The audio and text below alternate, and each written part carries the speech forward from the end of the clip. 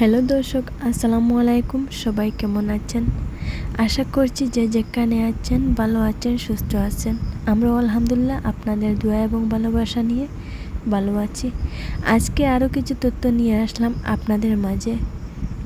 তো সম্পূর্ণ তথ্য শুনতে হলে ভিডিও শেষ পর্যন্তই সঙ্গে থাকুন। আসলে বন্ধুরা, মানুষের দিন কিন্তু সমান যায় না। মানুষের দিনের পরিবর্তন খুব শীঘ্রই এসে যায়। তো সেটা সবাই আসলে বুঝে না, সবাই একটুতেই হার মেনে নেয়। তো আমাদের হার মানাটা এত তাড়াতাড়ি সম্ভব যেন না হয়, সেটাই আপনাদের কাছে আজকে বলবো। আর ভিডিও দেখার শুরুতেই ছোট্ট একটা লাইক দিয়ে আমার নতুন চ্যানেলটা সাবস্ক্রাইব করে নেবেন, আর পাশে থাকা বেল বাটনটি অল অপশন প্রেস করে রাখবেন।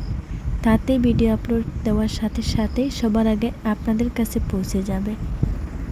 তো বন্ধুরা, আমরা বেশ কিছুদিন থেকে দেখে আসছি রাসেল জান্নাতের ভিডিও।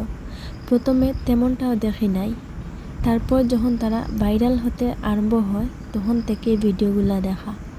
তো এতে তাদের প্রথম এত বেশি ভিউ ছিল না, কিন্তু লাস্টের দিকে তাদের অনেক ভিউ ফলোয়ার হয়েছে, আর বর্তমানে তারা অনেক উঁচু একটা পর্যায়ে আছে।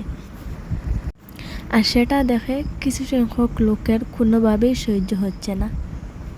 তো সেগুলাকে এই যে দেখতে পাচ্ছেন দুইজন, একজন আপু আর একজন ভাইয়া।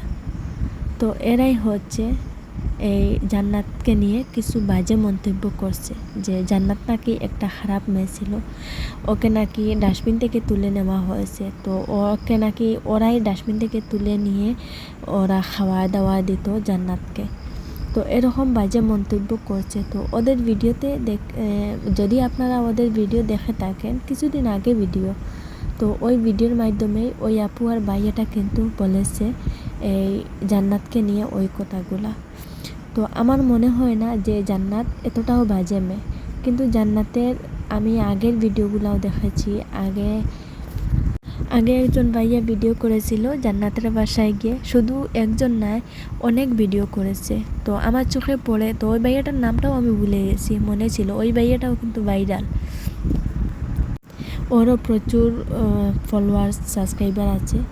তো সেখানে দেখা গেছে জান্নাত খুবই অসহায় অবস্থায়, যে জান্নাতের আগে একটা বিয়ে হয়েছিল, তো সেখান থেকে ওর ডিভোর্স হয়ে গেছে। কিন্তু জান্নাত অনেক চেষ্টা করেছিল সেই জায়গাতে থাকার, ওই হাজব্যান্ডের সাথে সংসার করার তার ইচ্ছা ছিল, কিন্তু সেখানে সে থাকতে পারেনি, কারণ ওই হাজব্যান্ড তাকে নিয়ে সংসার করবে না, তাকে তাড়িয়ে দিয়েছে।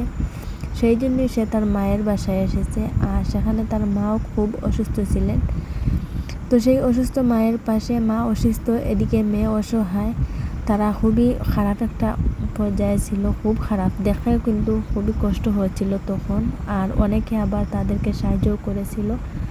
তারপর তার রাসেলের সাথে দেখা, এটা তো অনেক লম্বা একটা কাহিনী, তো আমি এত কিছু বলতে যাচ্ছি না, শুধুমাত্র ওই ভাইয়া আর আপুটার কথাই বলছি। তখন তারা কীরকম বাজে মন্তব্য করেছিল এই জান্নাতকে নিয়ে, কিন্তু ভাগ্যের পরিহাস দেখেন আজকে জান্নাত কতটা উঁচু একটা পর্যায়ে আছে।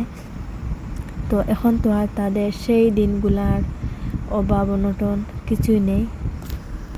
আসলে বন্ধুরা, মানুষ পরিবর্তনশীল, কার কখন পরিবর্তন আসবে, কখন কে পরিবর্তন হবে আমাদের বলার মতো কোনো ক্ষমতা নেই, একমাত্র আল্লাহ ছাড়া। একমাত্র আল্লাহ ভরসা, আল্লাহ চাইলে সব কিছু পারেন।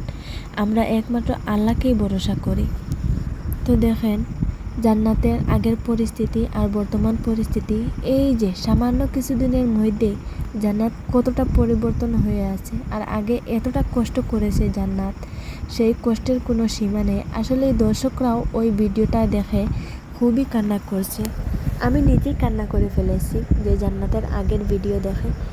তো এতটাও কষ্টের মধ্যে জান্নাত ছিল। তো এখানে স্ক্রিনের মধ্যেই দেখতে পাচ্ছেন জান্নাত তার মাকে নিয়ে আসে। এখানে আমি সেই আগের ভিডিওটাই স্ক্রিনের মধ্যে দিয়ে দিচ্ছি, যে সে আগে কীরকম ছিল আর বর্তমানে কীরকম, আপনারা নিজেরাই দেখতে পাচ্ছেন। আর ওই যে উপরে একটা আপু আর একটা ভাইয়া আছে, ওই দুজন কিন্তু বর্তমানে জান্নাতের নামে নানান প্রকার গুজব ছড়াচ্ছেন। তো এটা আমার মনে হয় না এতটা সত্যি হবে ওদের কথাগুলো, কারণ জান্নাতকে দেখে কখনো মনে হয়নি যে জান্নাত ওই রকম একটা মেয়ে। আর জান্নাতকে আগেও দেখেছি, আর বর্তমান অবস্থায় জান্নাতকে দেখা যাচ্ছে যে জান্নাতের মনের মধ্যে কোনো প্রকার হিংসে বিদ্বেষ আছে বলে আমার মনে হয় না। আর ভিডিওর মাধ্যমেও জান্নাত যে অনেক বড় বড় কথা বলে তাও কিন্তু আমি দেখতে পাচ্ছি না। অনেক কাপল ব্লগাররা আছেন, ওরা কথা বলে, তাদের কথার মাধ্যমে বোঝা যায় যে তারা অনেক বড় লোক, কিন্তু জান্নাতের দিক দিয়ে এতটাও কিন্তু দেখা যায়নি। তো আমি আমার দিক থেকেই বলছি। তো সেখানে আপনাদের মন্তব্য কি, আপনারা কমেন্টের মাধ্যমেই বলে যেতে পারেন। তো আরও কিছু নতুন তথ্য নিয়ে আসবো আপনাদের মাঝে নেক্সট ভিডিওতে।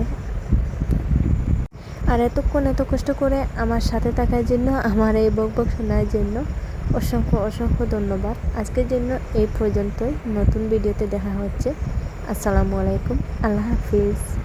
এখানে কার কেমন মন্তব্য বলে যাবেন কিন্তু।